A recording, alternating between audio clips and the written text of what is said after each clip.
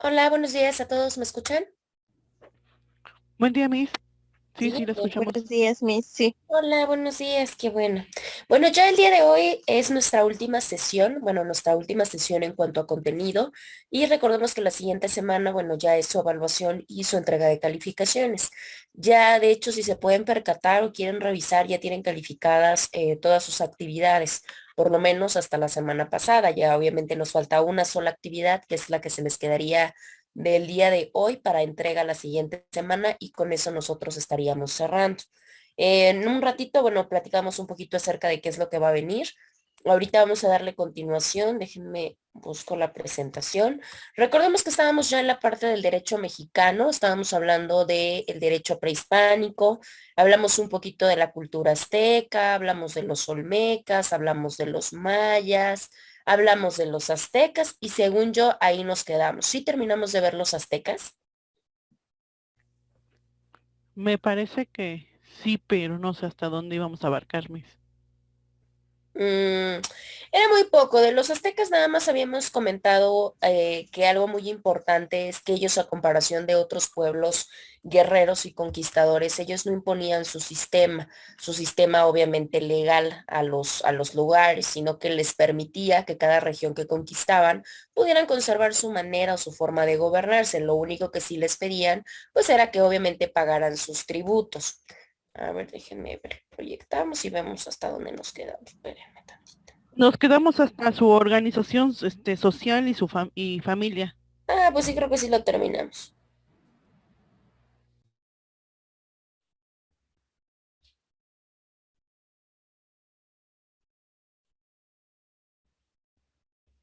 A ver, espérenme, lo estoy buscando para proyectarlo.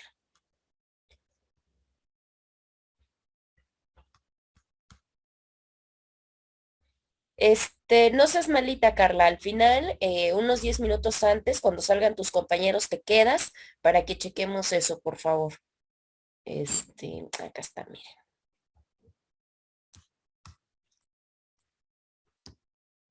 Déjenme ver. Ahí está. Esa es la parte que les comentaba. Aquí era lo que me comentaba su compañera Patti, que hablamos un poquito acerca de la parte de la organización.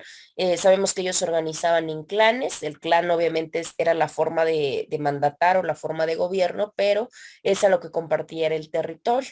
Ellos, cada territorio que tenía sus propios clanes, sus propios calpullis, ellos tenían propiamente sus mismos dioses.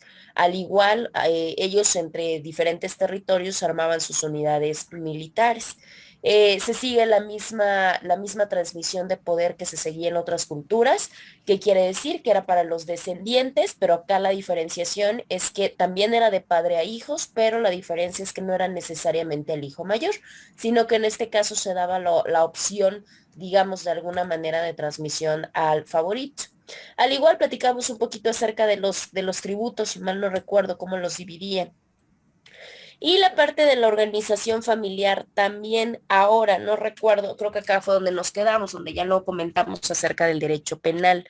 Para esta cultura el derecho penal sí manejaba propiamente sus castigos. Ellos, al igual que en las culturas que ya hemos platicado, también manejaba la pena de muerte y la manejaba en diferentes métodos, dependiendo la propia comisión de la conducta delictiva. En este caso, bueno, también no solamente tenía que ver con la pena de muerte,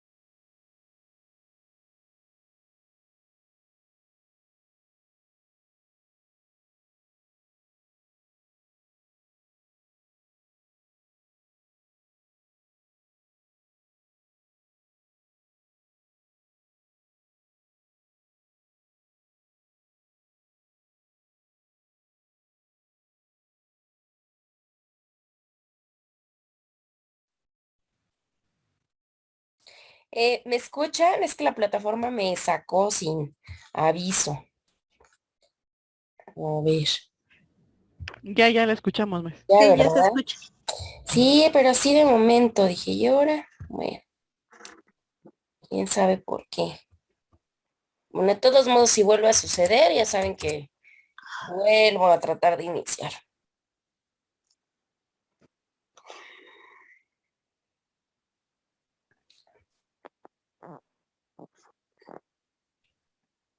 A ver, déjenme ver, a ver, proyecto, a ver si ya nos aparece.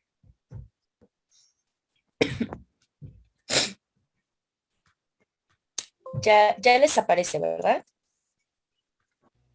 Ya. Ya se ve su pantalla. Ya, sí, ya ven. Algo. Sí tenemos que ponerlo bien, si no. Pero déjenme, digamos, a la. Pero bueno, estábamos platicando en el caso de esta cultura que tenía esa caracterización en cuanto a penalidades muy características. Digo, no porque en otras culturas no tuvieran esta parte de las penas, pero obviamente ellos ya manejaban penas, vamos a decirlo de alguna manera, más complejas. Y eso era lo que hacía a este tipo de cultura especial. Les decía, también había penalidades hasta de la destrucción de las casas o en su defecto, bueno, ya las penas privativas de libertad. Y ahora, también había castigos no necesariamente tan graves o necesariamente corporales. Había unos que tenían que ver más con una característica más leve, pero pues eso no dejaba de ser, pues en algunos de los casos, pues deshonrosos para las personas. Entre ellos, algunos se les cortaba el cabello o a algunos se les quemaba el cabello. Entonces, obviamente, ante los ojos de los demás se sabía que precisamente era por la comisión de algún delito. A ver.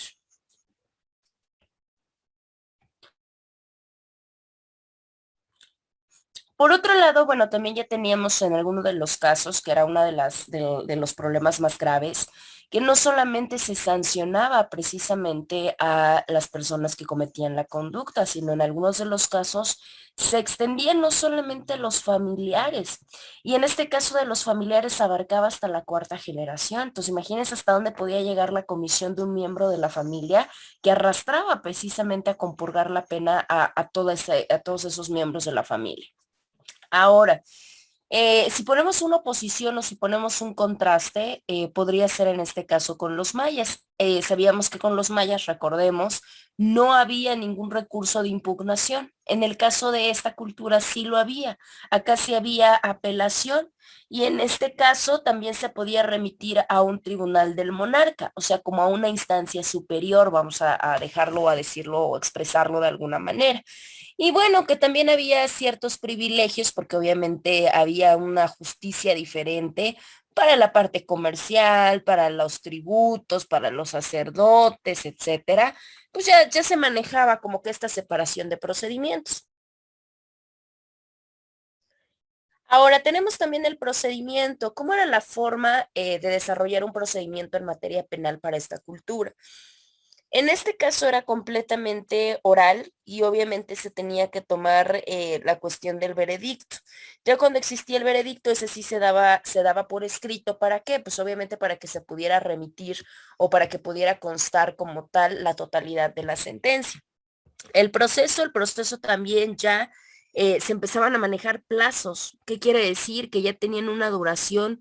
En este caso, para ellos solamente tenían 80 días para poder llevar a cabo el proceso, ¿sí? Y bueno, también ya había la figura del abogado. En este caso eran los tepantloanis. Ellos eran la figura del abogado que se encargaban propiamente de la representación de los sujetos o de los individuos dentro del proceso. Al igual, ya había una conjunción, ya había una separación de pruebas. En este caso ya se hablaba de la prueba confesional, ya se hablaba de la testimonial, ya se hablaba de la presuncional. Es más, hasta ya se manejaban los careos, así como las pruebas documentales. Obviamente no con las características que actualmente conocemos, pero ya era un avance, porque imagínense lo avanzado que estaban ellos en materia legal o en materia jurídica, que ya contaban con todas estas figuras o con todas estas instituciones de carácter jurídico. Bueno. Eso sería lo que respectaría a la parte del derecho prehispánico en nuestro país. Pero también tenemos la parte de otro tipo de derechos, entre ellos, bueno, pues el derecho castellano. En el caso del derecho castellano, bueno, sabemos que eran todo este conjunto de instituciones, todo este conjunto de normas, de principios, que precisamente se rigió, obviamente, el Reino de Castilla durante todo el periodo, durante toda la utilización de la Edad Media. Este tipo de instituciones o este tipo de filosofía, pues obviamente se había jalado o se había transmitido desde la parte del derecho romano, la familia romano-germánica, que ya hemos platicado de ella. Y pues obviamente tenía influencias tanto religiosas, que eran las canónicas, como germanas o germánicas, que en ese momento pues eran las alemanas. Ya poco a poco, pues obviamente se logró consolidar porque tenía una pugna muy clara entre lo que era el derecho, o sea, el derecho nacional, pues recordemos, ya se venía también de un feudalismo y obviamente los que ya le apostaban a algo nuevo, ¿no? A nuevos códigos y que ya tenía que ver no con el feudalismo, sino con la monarquía absoluta. Como podemos ver las fuentes históricas del derecho castellano, pues era el derecho romano, que era lo que se había generado en la mayor parte de Europa y que obviamente se encontraba muy marcado en Castilla. Pero también hablábamos del derecho religioso, el derecho canónico, en el cual pues también había sido reinante en gran parte del territorio europeo, pero se le consideraba también como un derecho viejo. Y bueno, pues Y no obviamente puede quitar tantito su zoom porque no se alcanzan a ver las letras. no se alcanzan a ver las letras. No, mis está muy chiquito, muy Está, pequeño. no, me refiero a todo lo contrario, que está súper abierto. Ah, caray. Como que tenía exceso de zoom, salían cortadas todas lo último y lo de hasta arriba. Es raro porque a mí me parece bien. Y de hecho yo pensaba que se veía muy pequeño. Se los voy a aperturar del lado izquierdo. Les decía, eso pasaba con el derecho canónico, pero también tenían influencia en este caso de las 7 partidas, que sabemos que es obviamente uno de los documentos que pues obviamente tienen más caracterización. En este caso de las 7 partidas, pues ¿qué tenemos ahí? Pues en las 7 partidas sabemos que eran este conjunto de instituciones jurídicas que obviamente se habían emitido en la época y que tuvieron muchísima vigencia y eran una de las más tomadas en cuenta, no solamente por territorios necesariamente europeos, sino también por territorios latinoamericanos.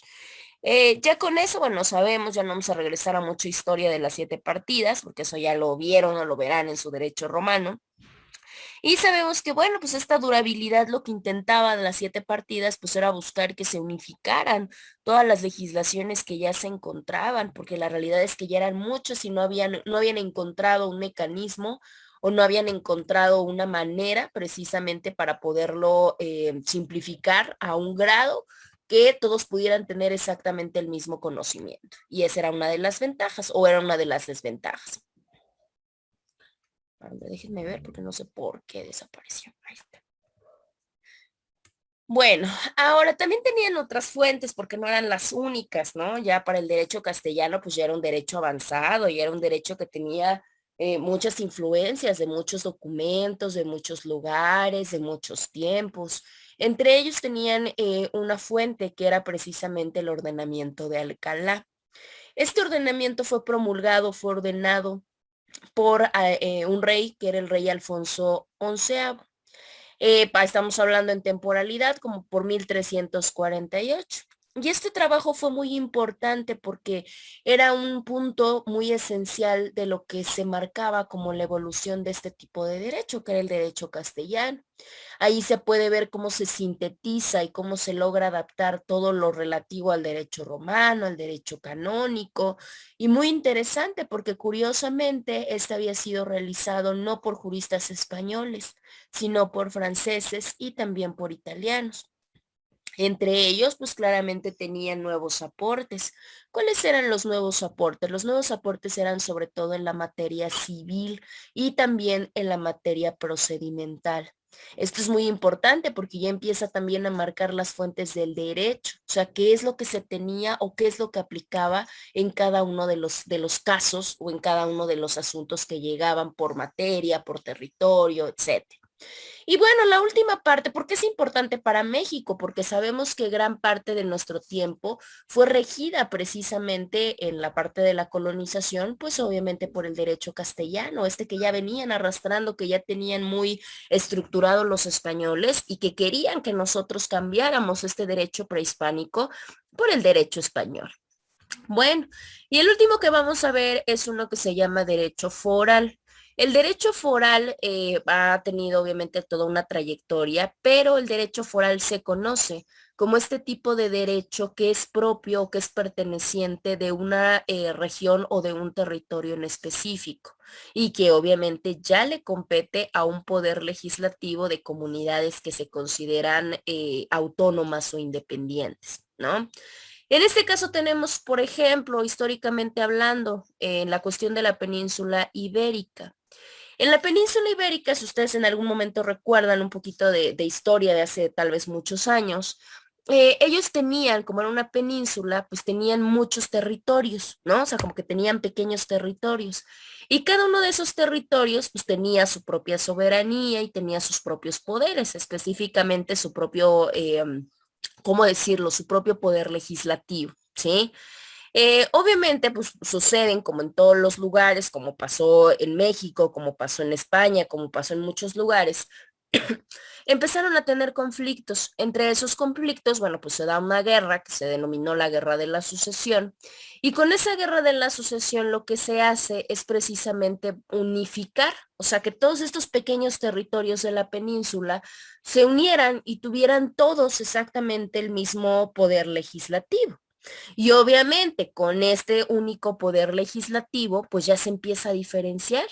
Obviamente el derecho común como el derecho de todo el territorio, pero pues obviamente también hay territorios que deciden no entrar a la unificación y se quedan con su propio derecho foral, o sea, su derecho especial que iba a pertenecer pues a cada una de las propias regiones.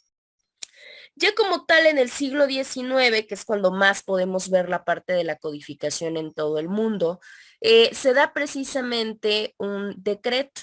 En ese decreto se hace precisamente que por cada una de las regiones que todavía eran especiales o que eran forales, se les pide que hagan la redacción de las instituciones que quieren conservar. O sea, como que les dicen que se tienen que unir a este movimiento, que se tienen que quedar con un poder legislativo único, pero que obviamente se les va a respetar ese tipo de instituciones que quisieran conservar. Y con eso, bueno, pues ya hay muchas regiones, entre ellas Galicia, Baleares, Aragón, Cataluña, que son muy importante, que logran precisamente quedarse con sus propias instituciones. Y con eso se van surgiendo diferentes decretos, diferentes bases en las cuales se van ordenando comisiones ya especializadas para poder redactar y poder ir compilando cada una de estas figuras conservadas. Y ya con eso, pues obviamente se quedan y se queda completamente estipulado que son forales, o sea, que son especiales y que se van a quedar con sus propias compilaciones, pero ya no con compilaciones regadas sin tener el conocimiento, sino ya con compilaciones pues completamente estructuradas, por lo menos para que los demás supieran cuál iba a ser el ámbito de aplicación de este tipo de regiones, ¿no? Y bueno, pues ya con eso se quedan insertas en diferentes tipos de años, ¿no? No vamos a ver todos los nombres porque bueno, en este caso ya no. Y con eso nosotros terminaríamos esta parte de nuestro derecho mexicano en cuanto hasta la parte del derecho foral, porque posteriormente ya nos viene para nosotros todo lo relativo a la parte de nuestra historia, pero no necesariamente de la historia, por mencionarlo de alguna manera, pasada, o sea, tan pasada, sino ya basándonos un poco más en toda esta era del constitucionalismo mexicano, que ya es lo último que tenemos desde la Constitución de Cádiz, que fue la de 1812, obviamente hasta la Constitución de 1917, ¿sí? Entonces déjenme les proyecto la siguiente presentación, porque creo que también se cerró, mire. Déjenme buscar. También creo que alguien le anda haciendo lo mismo, que sale y entra, no sé quién es.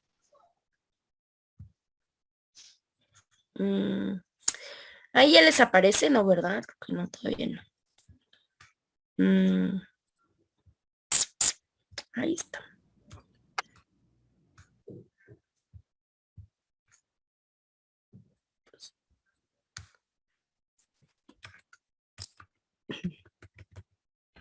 Miren, aquí está la primera que nosotros vamos a ver, que se conoce como Proyecto Gaditano. El Proyecto Gaditano no es otra cosa que la que generalmente o coloquialmente conocemos como la Constitución de Cádiz, ¿sí?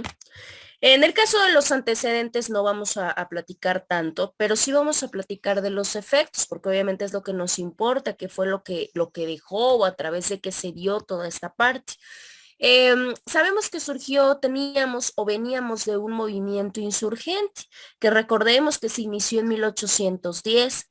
Y ese movimiento, pues fue un movimiento a mano armada, ¿verdad? Fue un movimiento que obviamente a base de armas, a base de sangre, a base de muerte, pues buscó cambiar las cosas para los habitantes de ese momento. Y en ese momento se hace un parteaguas. ¿Por qué un parteaguas? Porque obviamente la historia, lo que venía trayendo de manera jurídica la Nueva España, pues obviamente se separa, ¿no? Se hacen dos largos caminos, ¿no? Y obviamente pues surge la Constitución de 1812. La Constitución de 1812 es una constitución completamente monárquica. ¿Qué quiere decir? Pues proveniente necesariamente del rey. Y obviamente con ella pues también la acompañan diferentes decretos que se emiten a través de órdenes de las mismas cortes en España, ¿sí? Sabemos que las cortes españolas pues hacían sus leyes, sus decretos y los mandaban para que los aplicaran acá a la Nueva España. En este caso, pues obviamente ya se empieza a dar una seria importancia ya de un gobierno virreinal, porque recordemos que ellos también tenían sus pugnas, no estaban tan de acuerdo de que solamente existiera un rey. Obviamente ya empiezan a estar otras instituciones en contra, donde también ya necesitan otras figuras para evitar este abuso de poder. Entre esto, pues eliminar la monarquía o poder compartir su poder con un virreinato. Obviamente, pues eso pasaba de ese lado y de este lado, pues había una insurgencia, ¿no? Sabemos que teníamos etapas y bueno, en la segunda etapa, pues obviamente con todo y el éxito o el triunfo, pues obviamente tenía que haber un periodo de reorganización para ver cómo iba a quedar organizado, no solamente de manera política, sino también de manera de regulación jurídica, lo que ya se iba a constituir como el territorio mexicano, ¿no? Entonces, obviamente veníamos de esa temporada como para ponernos en contexto todo lo que estaba pasando en ese momento. Bueno. Pues ya con eso sabíamos que ya hasta el 14, pues ya las cortes, porque las cortes tenían una función completamente administrativa, empiezan a elaborar, porque obviamente en el 10 surge, en el 12 empieza a elaborarse la constitución y se dice que frena un cierto tiempo, y en el 14 ya es cuando complementan la constitución de Cádiz. Y ya en ese momento, pues esta parte se toma como una parte para México, como una parte preconstitucional porque todavía se hablaba muy claramente de las influencias españolas. Entre ese periodo, vamos a hablar desde el 810 hasta el 812, porque fueron los años más fuertes hablando legislativamente para esta constitución, empiezan a surgir varias cosas muy importantes. Entre ellas, en 810 se manifiestan figuras muy importantes como la libertad de imprenta, como la abolición de la esclavitud. Ya en el 11 ya se empieza a hablar de este fomento para la agricultura, para la industria. Ya se empiezan a abolir los tributos, que era algo que consumía al país, ¿no? Que tributaban bastante para la corte. Pues ya en el 11, en este complemento de la Constitución, ya surge la abolición del tributo y también el reparto de tierras, se extingue o se da la abolición de la tortura, también se da la abolición a los privilegios, muy importante, ya se da la equiparación de los criollos con los peninsulares y la libertad económica. Recordemos que en ese momento, cuando los españoles conquistan nuestro país, eh, hay un sistema de castas bien diferenciador, bien diferenciador. Y ellos tenían un serio problema porque resulta que había españoles literalmente que nacían en España y había españoles que nacían acá, en la Nueva España. Por eso unos eran criollos y otros eran peninsulares.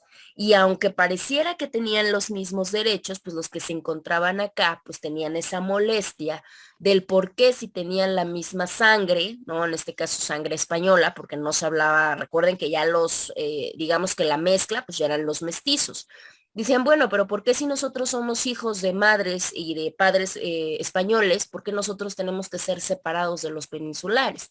Entonces ahí por eso se logra hacer esta parte de establecer que tanto los criollos como los peninsulares pues eran iguales, ¿no? Porque había como mucho clasismo en ese momento.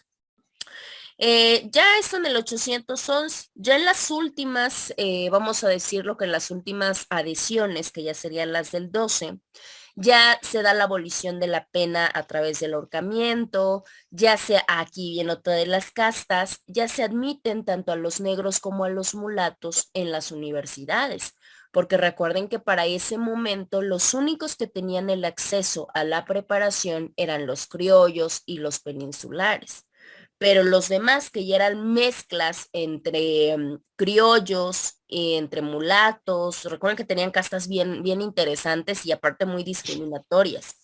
Entonces ellos no tenían el acceso a la educación, ellos no podían acceder a la educación, aún así pudieran pagarlas por el simple y sencillo hecho de tener este antecedente y de pertenecer a esta casta, no podían estudiar. Bueno, pues ya para el 812, dentro de una de las adhesiones para complementar la Constitución de Cádiz, ya se da esta admisión. Al igual ya se hacen la formación de ayuntamientos constitucionales, que también ya tenían una función pues legislativa un poquito más amplia. Ya se excluyen precisamente a los eclesiásticos, o sea que se separara esta cuestión de iglesia y Estado, por lo menos a nivel municipal.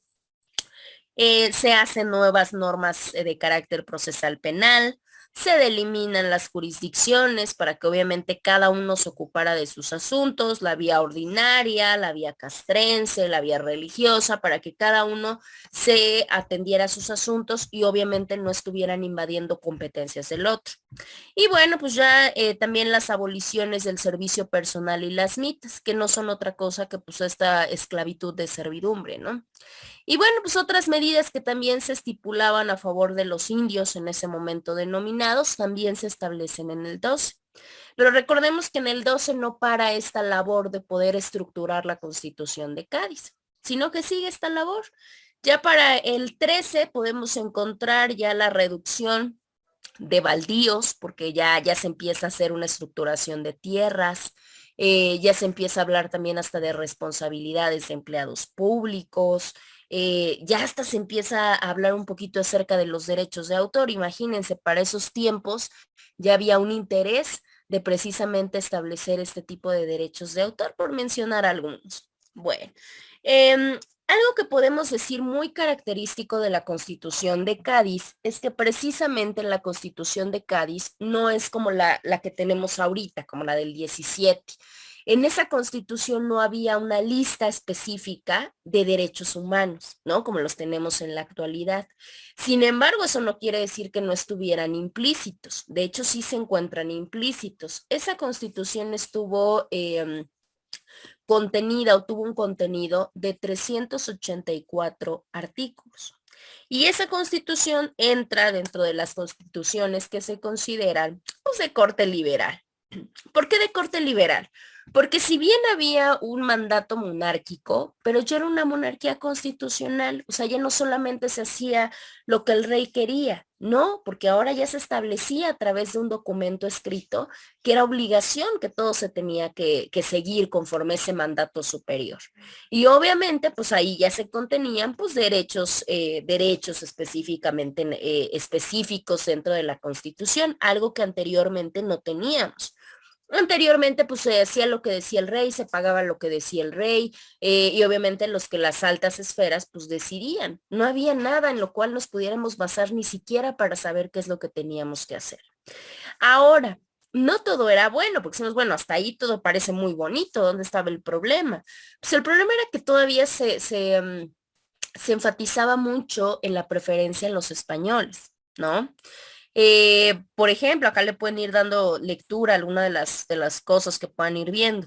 Muy importante, acá, por ejemplo, no se hablaba de una diversidad de religión o de una libertad de creencias. Acá sí se pueden dar cuenta, se hablaba que la única religión que debía profesarse era precisamente la católica. Y no solamente que era la religión oficial, sino que se prohibía sobremanera que se profesara alguna otra religión. Ahí tenemos un ejemplo de cómo no era todo tan bueno, ¿verdad? O sea, teníamos que seguir apegados todavía a esa unión, vamos a decirlo de alguna manera, entre la religión y entre los asuntos del Estado, por poner un ejemplo. Ahora también nos seguía imponiendo la forma de gobierno, porque la forma de gobierno era precisamente una monarquía constitucional. Sí era una monarquía constitucional, sí era una monarquía pues más moderna, vamos a decirlo, pero también era una monarquía hereditaria. O sea, seguíamos en esa misma línea de que por acá iba a dejar el poder uno al otro, y que íbamos a seguir sin esta cuestión de elección, ¿no? Era una cuestión impuesta. Ahora, una de las grandes, digamos que aportaciones que tuvo precisamente la Constitución de Cádiz, pues era precisamente que ya se hablaba de diputaciones que ya rendían no frente a un monarca, sino frente a un virrey, ¿no? Y ya se podía empezar a ver, aunque sea un poquito, la parte de las elecciones, ¿sí? Obviamente ya sabemos que el rey era la máxima figura, era una figura sagrada, era una figura que no se podía pasar sobre ella, que claramente seguía sin ser sometido. Eso nos queda completamente claro, ¿no? Toda la parte de la familia real. Pero ya había otras instituciones que ya empezaban a tener un poquito más de libertad, ¿no? Entre eso, pues obviamente ya tenemos las regulaciones, ya empezamos a hablar de ayuntamientos, o sea, ¿qué quiere decir? Que ya podíamos ver ahí las figuras de lo que era un alcalde, de lo que era un regidor, de lo que era un síndico, ¿no? Por poner ejemplos. Entonces ahí ya empezamos a ver una diversidad de figuras que obviamente iban a auxiliar en estas actividades o en estas acciones que tenía que llevar a cabo el Estado, porque digo, al final de cuentas no todo era el rey. Bueno, pues ahí ya empezamos a verlo con un poquito más de libertad o con un poquito más de holgura, vamos a decirlo así. Ya en conclusión de esta constitución gaditana, pues podemos darnos cuenta que obviamente no se le culpa a España, porque obviamente España estaba sufriendo por otro lado en su país toda la invasión de Napoleón, y pues obviamente eso generó que mientras ellos lidiaban con una situación allá, pues tenían también una situación acá. Obviamente eso logró que tuvieran que ceder porque ya no podían con dos problemas a la vez. Entonces tuvieron que ceder, y eso pues obviamente le dio gran impulso al éxito o al triunfo que tuvo todo este movimiento de independencia en nuestro país, porque la realidad es que España desconocía completamente, desconocía al monarca que en ese momento había ocupado el poder, y obviamente pues esto qué es lo que logra hacer, pues desata guerras. Y claramente pues no le quedó de otra que el rey encargarse allá de los problemas y mandarnos acá la figura del virrey para que el virrey pudiera poner un poco de control, pero pues la realidad es que ya era demasiado tarde, ya se les había salido la situación de las manos. En este caso, bueno, pues tenemos sucesos, ¿no? Porque España tenía dos partes, o dos, por eso decíamos un proceso bifurcado, porque tenía dos tendencias políticas. La primera, pues era del grupo, vamos a decirlo así, o de la parte de la población que aceptaba cualquier gobierno. O sea, si a mí no me importa quién gobierne, digo, siempre es igual, ¿no? Esos eran unos. Pero también había otros, ¿no? Y que era precisamente los que querían ejercitar pues obviamente el reino de la Nueva España, para que obviamente la Nueva España tuviera que adoptar la forma del gobierno que eligiera solito, ¿no?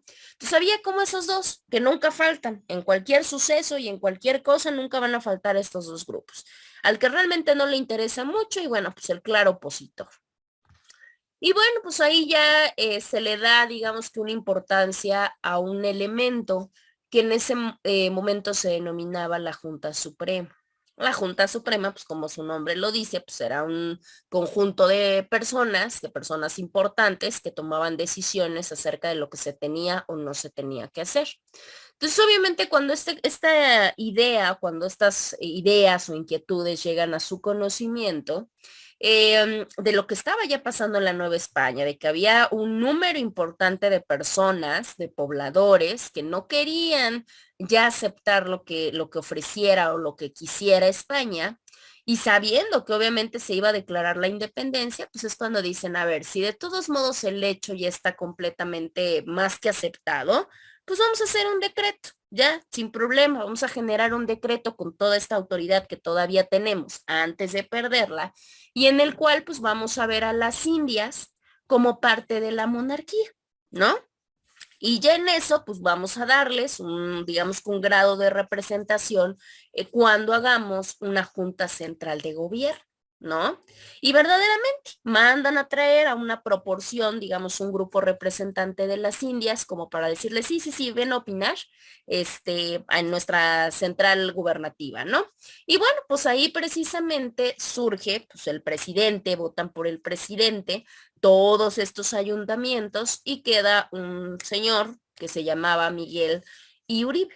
Bueno, pues él es el que queda ahí en representación, digamos que es la primera muestra de buena voluntad que se da para que obviamente México tenga ya pues digamos que una nueva participación y se sienta, digamos que incluido en los asuntos monárquicos. Diga, porque la realidad es que, bueno, no fue tan sencillo, ¿no? Tuvieron que pasar muchísimas cosas para que obviamente esta independencia se lograra no solamente en un papel, sino de facto se pudiera lograr.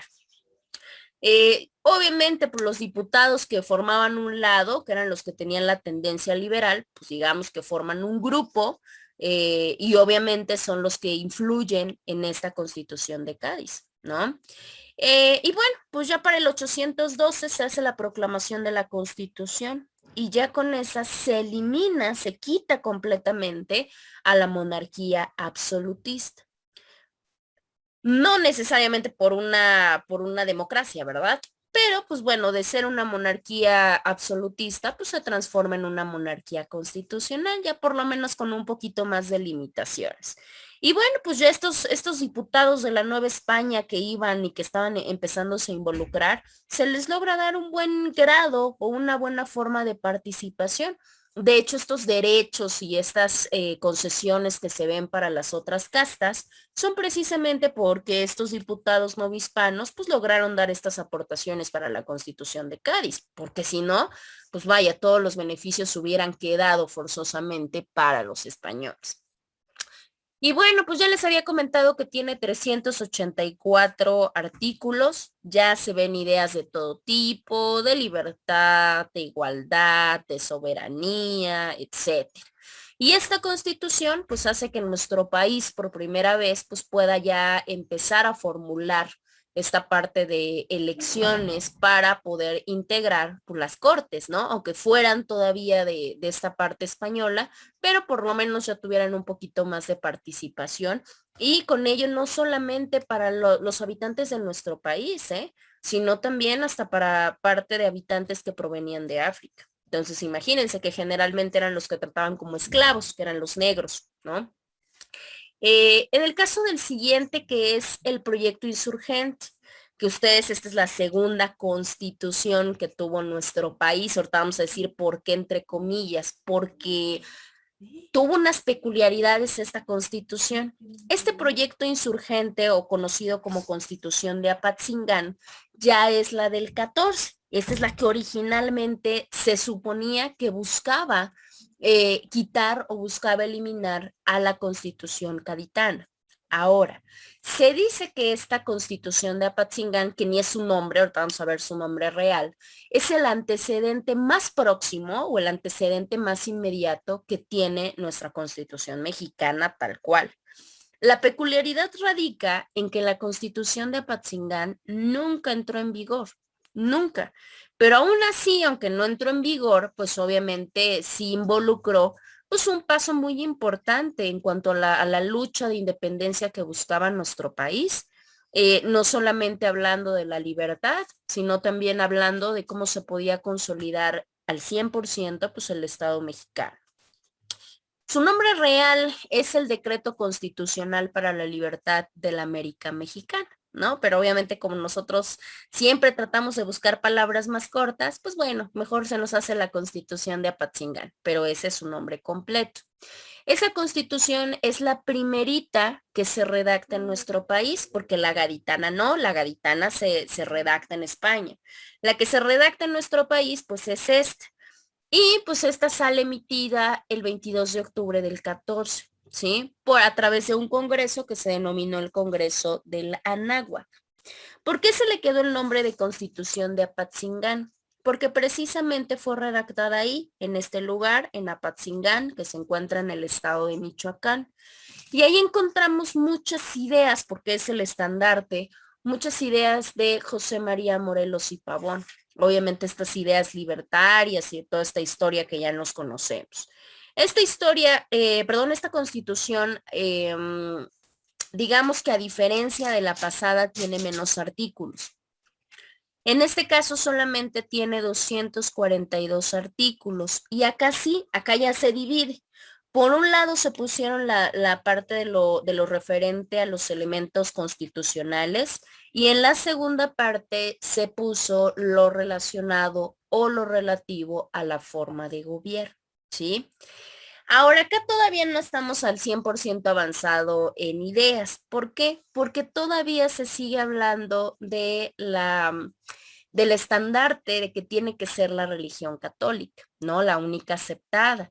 Pero pues ya también se siguen redactando conceptos de soberanía, de igualdad, de libertad, etcétera.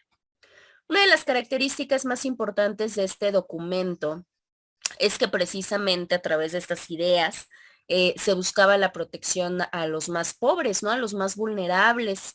¿Cómo se buscaba hacer? Pues a través de que los ricos, pues obviamente moderaran su grado de riqueza, ¿no?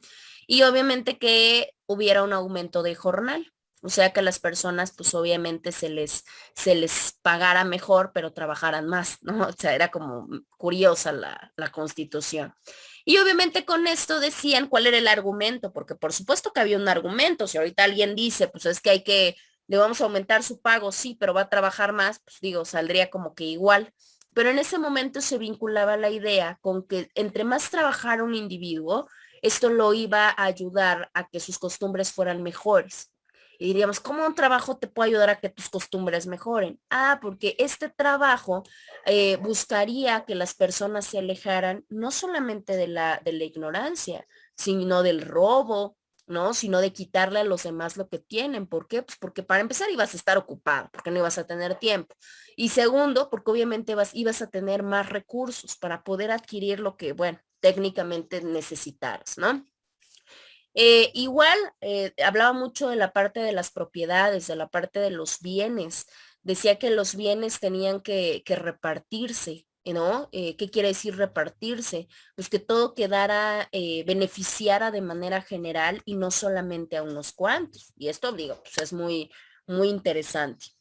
Ahora, en este constitucionalismo insurgente, con esta constitución que decimos que desgraciadamente, porque hubiera sido muy bueno que hubiera regido nuestro país, se dice que fue una expresión muy importante de lo que obviamente se buscaba en ese momento como cuestión libertadora de José María Morelos y Pavón. De hecho, ellos no se reúnen en el 14, ellos se reúnen precisamente en el 13, en 1813. Y ahí en 1813 se conforma, como pueden ver en su imagen, se conforma un congreso, que es el Congreso del Chilpancingo, que es el que precisamente Morelos manda a traer. Y los frutos que salen precisamente de esa asamblea es que se declara la independencia, o sea, ya aunque todo había sido en el 10, hasta el 13 es cuando se da la declaración de independencia y junto con ello la constitución de Apatzingán. Y bueno, pues en esta constitución pues había una parte dogmática, ¿no? Esta parte que contenía ya las garantías individuales, que ya nos tenía las leyes y que claro que hablaba también de la soberanía. Y cómo veía en ese momento, digamos que legisladores de ese tiempo lo que era la soberanía. Pues la soberanía ya la veían como una parte de este derecho, de esta facultad, de poder emitir leyes y establecer una manera de gobierno que le convenga al país. Y sabemos que el pueblo ya iba a depositar esta soberanía y que la iban a ejercer los diputados en este caso. So, ellos ya tenían una idea muy clara de lo que era la soberanía y que todo tenía que ir a función pues al país y a la nación, no a quien nos representara, ¿no? Y ahí ya se ve el catálogo de las garantías individuales, por lo menos las 4 que se habían consagrado en ese momento. La libertad, la igualdad, que ya se veían anteriormente, y la seguridad y la propiedad que ya tenían los ciudadanos. Ya con eso, con esas garantías, pues ya van manejando diferentes derechos en los cuales podemos encontrar. Al igual, esta Constitución nos habla de un Supremo Congreso. El Supremo Congreso pues era lo más alto que había, ¿no? Y ahí encontrábamos a los diputados. ¿Y por qué decíamos que era tan importante? Porque recordemos, en los diputados era donde se iba a encontrar la soberanía. En ese momento, digo, yo no estaba tan descabellado a comparación de todo el bolón de gente que tenemos ahorita, ¿no? Tanto como diputados como senadores. En ese momento el Supremo Congreso solamente eran 17 diputados.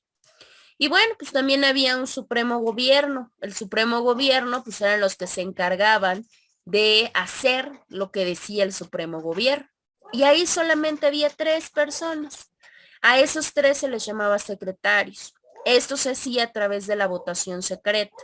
O sea, los que conformaban el Congreso elegían a los 3 miembros del Congreso. Pues obvio, para que todo quedara como entre la misma situación. Y el Supremo Tribunal, pues básicamente era la parte del Poder Judicial, lo que tenemos ahorita como el Poder Judicial, era el máximo tribunal, pero pues en materia jurisdiccional.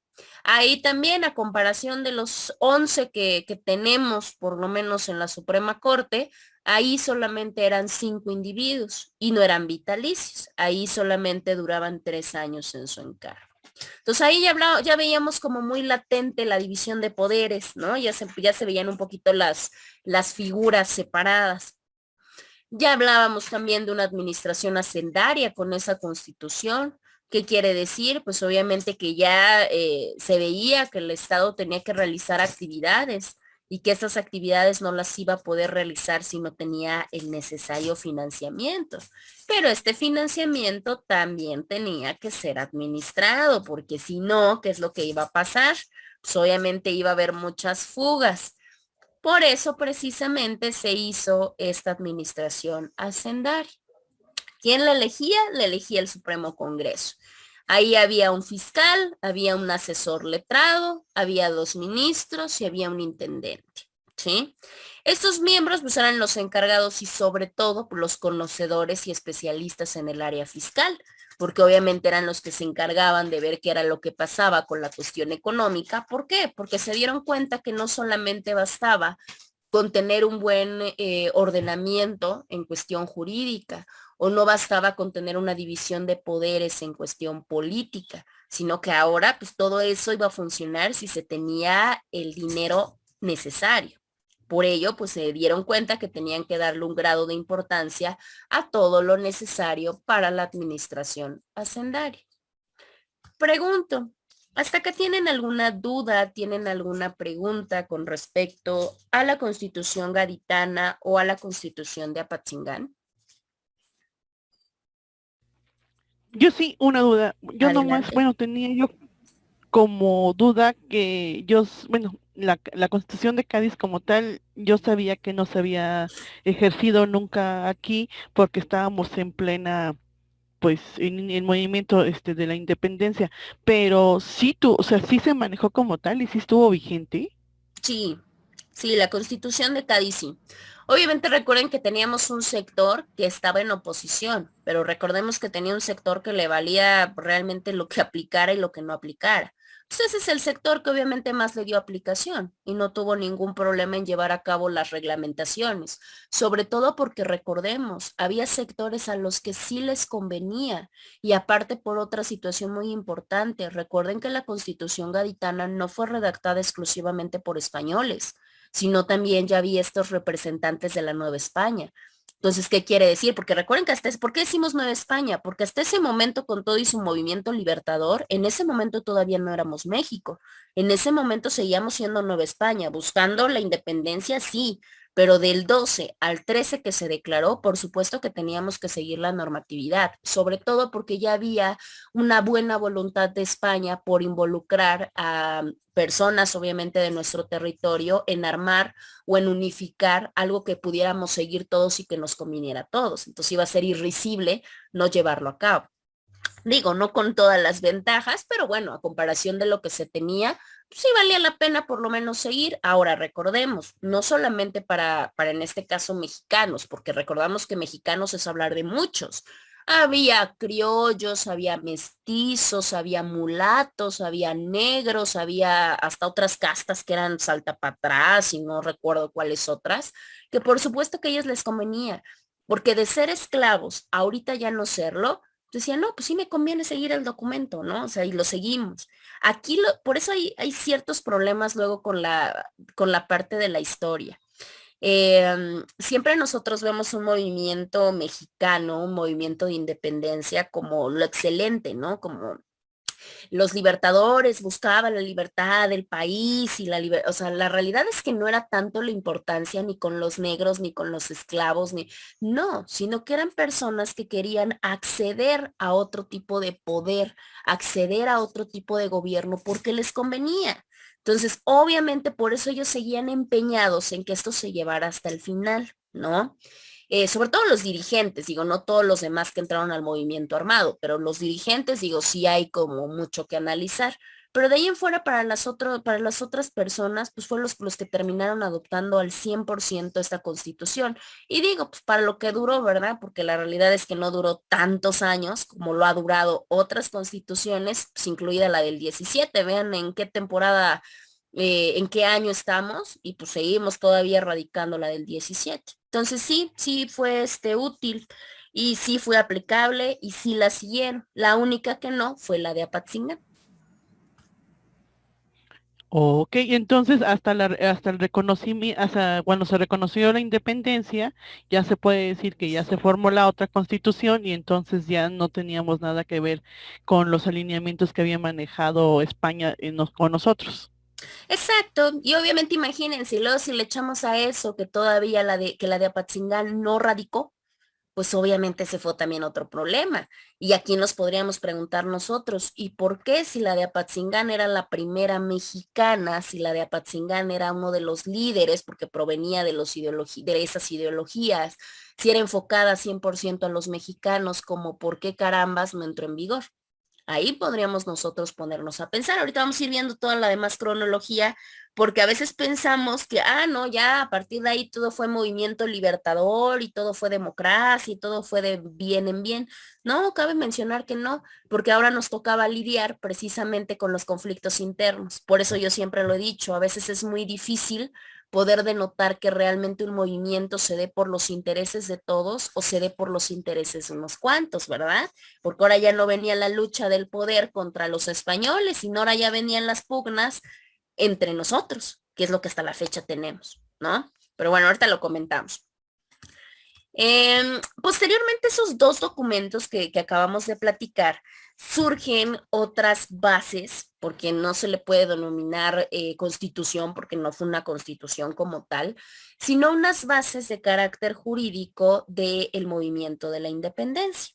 Entre esas bases encontramos diferentes elementos, ¿no? Entre esos elementos encontramos cómo se da la parte del terminar o del fin de los justos títulos.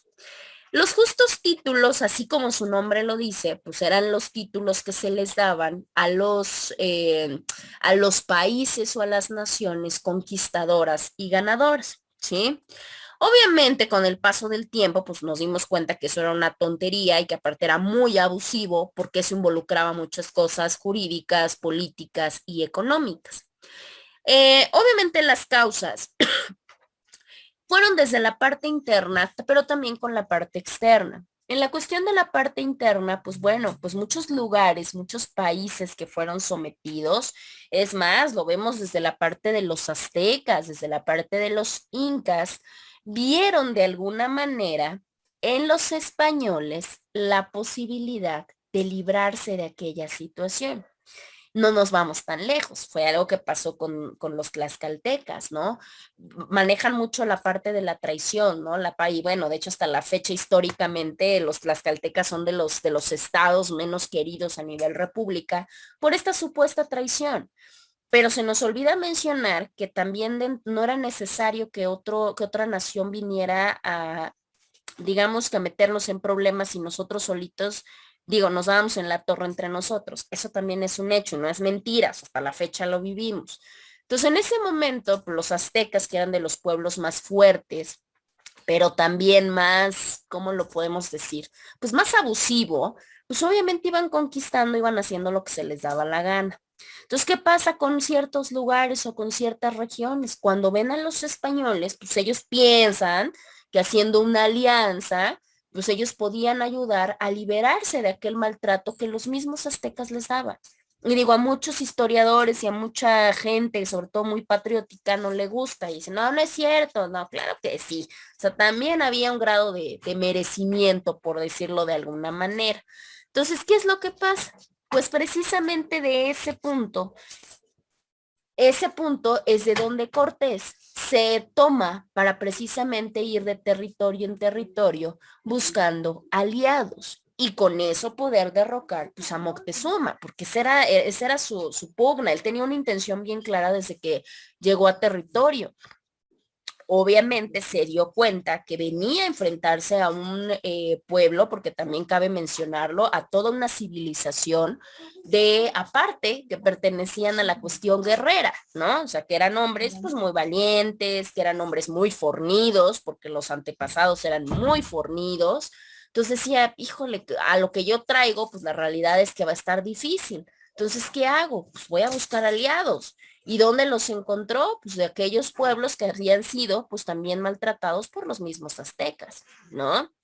Y bueno, también había un factor religioso y había un factor mítico que daba estas causas de la conquista, porque no solamente fue a raíz de aliados, no solamente fue a raíz de que Cortés se alió a ciertos pueblos maltratados, no, hubo también hasta un factor religioso que decían tanto los aztecas como los incas tenían esa ideología, como veían a los españoles, pues ya con armas, los veían obviamente con sus capas, su color de piel, pues vaya, todo era muy diferente, pues ellos llegaban a confundir que era la parte de la aparición de dioses, porque recordemos, nuestro territorio siempre ha sido increíble creyendo en leyendas, ¿no? Y en cuestiones míticas.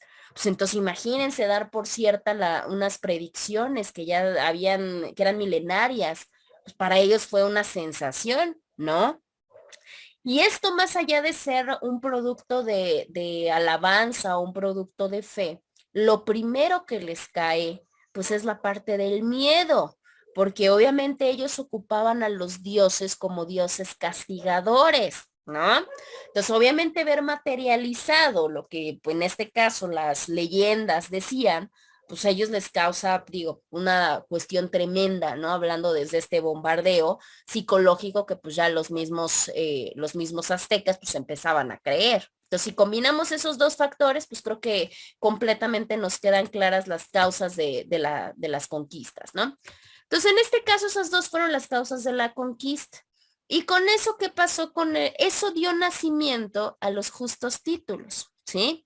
Les decía que los justos títulos era este derecho que se daba a poder conquistar, a poder colonizar el territorio de Indias a favor de Castilla, ¿sí? Digamos que era un papelito o era un documento que hacía que los conquistadores o los colonizadores no tuvieran ningún problema, sino que tuvieran un material legal para acreditar que esas tierras habían sido descubiertas y que obviamente no se encontraban deshabitadas. ¿Para qué? Pues obviamente para darles este nombre, ¿no? Y por eso se entregaban los justos títulos. Imagínense lo vasto que era el territorio mexicano. Pues por eso iban ahí explorando los españoles, iban descubriendo, conquistando y demás, e iban obteniendo sus justos títulos, para que no tuvieran ningún problema jurídico después. Imagínense si no eran inteligentes, si no eran listos. Y bueno, pues obviamente ya ahí pues, radicaban varias cosas, ¿no? ¿Por qué surgen problemas a raíz de este descubrimiento de las Indias por Colón? Y estos precisamente eran los problemas con los justos títulos. Estos justos títulos que se encontraban obviamente bajo el rey de España, porque recordamos que hablaba, era una monarquía absoluta, ellos como tal empezaban a ver que había dos partes. Había justos títulos que eran territoriales y otros que eran personales. Imagínense, unos radicaban sobre la propiedad de los territorios, pero lo otro tenía que ver con la parte de la propiedad de las personas. Entonces, por eso teníamos que obedecer las creencias, costumbres, leyes, etcétera, que ellos traían, ¿no? ¿Y cómo surgieron? Porque puedo decir, bueno, ¿y para qué o por qué? ¿De dónde se originaron? Bueno, pues se originaron precisamente porque resulta que no se sabía cuáles eran los derechos que tenía la corona. Ajá, ya llegué al territorio, ya lo vi, ya lo encontré y ahora, ¿cuáles son los derechos que le pertenecen a la corona de estas tierras? ¿No?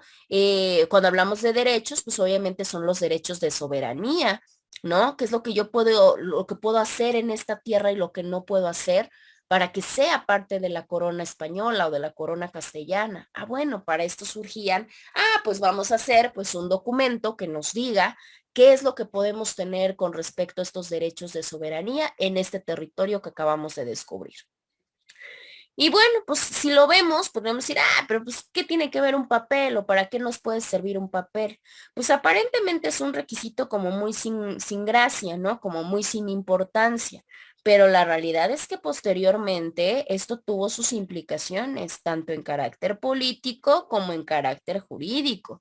¿Por qué? Porque obviamente en el mismo España, en el mismo Reino de Castilla, ya empezaba a tener problemas con otros territorios que querían los que ellos ya poseían. Entre ellos tuvieron problemas con Portugal. Y Portugal decía, a ver, no, no, no, no, a mí me pertenece este territorio. Entonces, ¿qué pasaba con Castilla? Pues Castilla daba esta parte de decir, no es cierto, aquí está mi justo título, aquí está cuándo, cómo, dónde y por qué se dio, y entonces esto me pertenece a mí, sobre todo porque obviamente era más fácil delimitar los territorios, como lo explicamos, terrestres. Hay un poco más de problema al delimitar los territorios marítimos. Entonces, por eso resultaron pues más importantes los justos títulos. ¿Para qué? Pues obviamente para ver quién era el competente entre estas dos potencias tan fuertes en este momento. Y con esos justos títulos, pues era una manera de acreditación. Y eso también pasamos por esa etapa. Posteriormente, bueno, ya que pasamos también nuestro año 12, nuestro año 14, así seguimos avanzando hasta 1821. En 1821 se da algo que se denomina los tratados de Córdoba.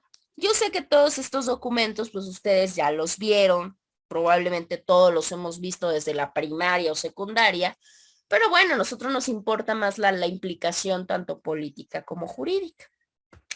Los tratados de Córdoba surgen en el 21 y esos tratados nos logran manejar o nos evidencian todo este gran peso y todo este gran esfuerzo que se dio de manera política por poder alcanzar un equilibrio, ¿no? Que hubiera un equilibrio entre los intereses que tenían todos los grupos.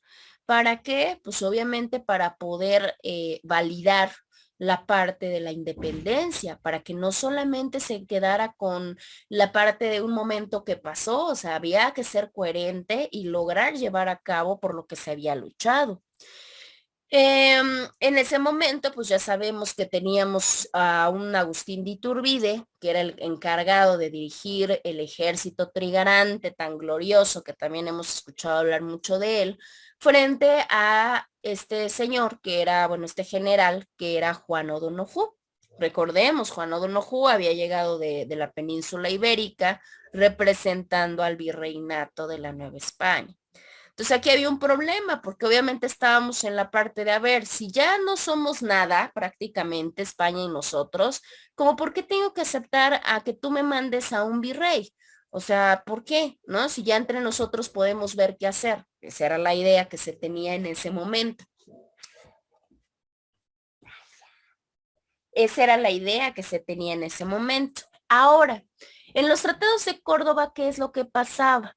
Ahí recordemos que en estos tratados, porque por eso se llaman tratados, se buscaba una parte, pues digamos que mediadora, ahí se hacen que los territorios eran los territorios que pertenecían a la monarquía, ¿sí? Que se pudieran reconocer. A ver, sí, te respeto en lo que tú me dices, pero reconoce mis territorios, porque esos me pertenecen a mí, ¿no? Por decirlo de alguna manera. Y en esos territorios que habían pertenecido a la monarquía es donde se queda precisamente establecida el imperio mexicano. Para ese momento no se hablaba de, ¿cómo decirlo? No se hablaba de República Mexicana, no se hablaba de México, sino que se hablaba del imperio mexicano, ¿no? Que se iba a establecer en aquellos territorios que habían sido parte monárquica. Ahora, ¿cuál era la condición? La condición es que sí iba a haber una parte monárquica, pero esta parte monárquica iba a ser constitucional y aparte iba a ser moderada, ¿sí? ¿Para qué? Pues obviamente para no caer en los mismos excesos que habían llevado a todo este problema. Este nuevo imperio, pues obviamente se le ofrece al rey católico para que pudiera, pues obviamente dar como que el visto bueno, ¿sí? Ahora, en este caso, pues, ¿qué es lo que pasa? Pues ya México ya tenía sus propias cortes imperiales, ¿no? Para que obviamente también tuviera ya su peso. Entonces, los tratados como tal no solamente era una parte de ver la unión, de cómo se unían tanto los insurgentes como los realistas y cómo empezaban a menguar problemas con la corona española, sino que también, pues obviamente buscaba que México tuviera o se fuera buscando una independencia también legal, porque si no, pues tarde o temprano íbamos a seguir bajo los caprichos, en este caso de España.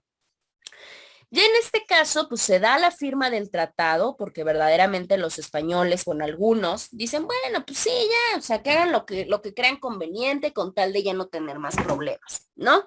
Entonces, en este caso dicen que sí, que se firmaran los tratados, que se reconociera lo que pedía nuestro país, pero ya sabemos, nunca faltan los opositores, y tal cual fue. No faltó como tal los españoles que no estuvieron de acuerdo. O sea, que no quisieron que el documento prevaleciera. ¿Y qué fue lo que hizo este conjunto de gente? Pues esta gente ocupó lugares en el país, en México, en Veracruz, en Perote, en Acapulco. Ellos se pararon ahí, pues obviamente para tener este enfrentamiento con el ejército trigarante, ¿no? Sin embargo, pues, ¿qué fue lo que pasó? Pues obviamente ya era muy superior la fuerza del ejército trigarante a comparación de estos grupos opositores españoles. Por tanto, no les quedó de otra que abandonar esos lugares, ¿sí? Y ya con ese último vestigio que quedaba de españoles, pues, ¿qué es lo que pasa? No sé si recuerden que fue muy sonado, de hecho hay mucha litografía con respecto a imágenes y todo esto, con respecto a la parte de esta entrada triunfal del ejército trigarante, ¿no? Esta entrada triunfal se da precisamente en el 21, cuando ya solitos los españoles terminan yéndose a su casa y el ejército entra precisamente a la Ciudad de México. Y ya con eso es precisamente donde formalmente se firma el acta de independencia de nuestro país y es donde se toma a Agustín de Iturbide como este presidente de la Junta de Gobierno. Y ya con eso, pues ya en automático se modifica la bandera. No sé si llegaron a ver la bandera constituyente del ejército trigarante. Aquí ya se cambia, porque acá ya se hacen, obviamente, las franjas como las conocemos, franjas de vertical, y ya hablaba del color verde, blanco y rojo, con esta águila posada en el nopal y coronada, porque si recuerdan, no sé si llegaron a ver en algún momento la trayectoria de las banderas de nuestro país, y en esta precisamente el águila está coronada. ¿Por qué el águila real se encuentra coronada? Pues obviamente porque simboliza el imperio, obviamente el imperio ganador, que en este caso era el mexicano. Ya esta junta provisional gubernativa de la cual Agustín Iturbide era ya el presidente, no solamente logra un acceso al poder en el cual ya estábamos deslindados completamente de España, sino que obviamente ya encontrábamos pues la estructura de gobierno que México necesitaba ya para ese momento. Y ya a partir de ahí se forma nuestro primer Congreso Constituyente. Y es tan importante porque precisamente acá, en 821, logra darnos este Congreso que posteriormente en el 24 nos iba a dejar esa misma Constitución. Entonces, imagínense lo importante que fue este evento y lo importante que fue los tratados de Córdoba, porque con eso de manera relativamente pacífica, se lograba ya tener propiamente un deslinde de los españoles. Y los últimos que quedaron, pues obviamente al verse rebasados en fuerza, en número, en apoyo y en todo, pues obviamente decidieron partir. Y con eso ya establecimos pues el abandono completamente o de la separación completamente pues, entre España y México. Bueno. En este caso, pues había tres garantías en los tratados de Córdoba, se hablaba ya de la religión, seguíamos en la misma índole, la católica era la aceptada y la tolerada, se hablaba de la independencia, porque ya se ve que es un principio de mayoría, que toda la sociedad lo quería, y se ve la unión. ¿Por qué la unión? Pues para que ya no hubiera diferencias entre los españoles y entre los criollos. Y ya con esto, pues ya empezamos a ver grupos separados. Por un lado, los federalistas, ¿no? Que anteriormente eran conocidos como republicanos. Entre ellos, uno muy importante, pues Vicente Guerrero. Y esos federalistas, pues había tanto radicales como moderados, ¿no? Algunos conservaban su ideología liberal y algunos, pues obviamente buscaban mantener la parte pasada, ¿no? La parte política pasada. Y ahora ya nos enfrentábamos a otro problema, ya no necesariamente la lucha con los españoles, sino ahora ya empezábamos a luchar en el mismo país entre grupos federalistas y entre grupos centralistas. ¿Para qué? Para que ahora sí, ya que tenemos, a ver, tanto queríamos un país, tanto queríamos independencia, ajá, ¿y ahora qué hacemos? Ahora, ¿cómo le hacemos en la parte política, económica y social? A ver, pues ahí ya no falta la lucha de poder, que querían que se hiciera y que se impusiera su modelo en el país como ellos quisieran, por un lado federal y por el otro lado central. Ya los tratados de Córdoba son poquitos apartados, bueno, más bien poquitos artículos, entre ellos nada más son 17. De los más importantes, porque no vamos a ver los 17, ahí es cuando ya se reconoce a nuestro país como un estado independiente que va a ser regido por un imperio mexicano al 100%. Ya se establece un gobierno monárquico constitucional, o sea, que va a haber un poder ejecutivo, pero también va a haber un parlamento para que no haya este conflicto.